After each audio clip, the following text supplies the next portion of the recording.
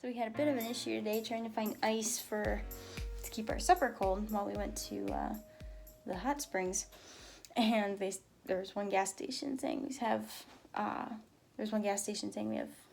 5 pounds blocks of ice for $2. Okay, so I go in, and then she says, we don't have it. And I said, well, here's the dilemma. We're trying to go to the hot springs, just want to keep our supper, good while we're, out, and, we gotta leave it in the car. She stops and she goes, well, why don't you take one of our cups and fill it from the ice dispenser? No charge. And so we're back here at the room hours later. We have one of the hot and cold insulated bags. You can get at most gas stations.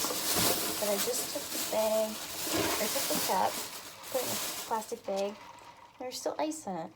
If you need a temporary thing to keep stuff cold and you don't want to pay for a big bag of ice that you really don't need, just fill up a cup of ice and be on your way.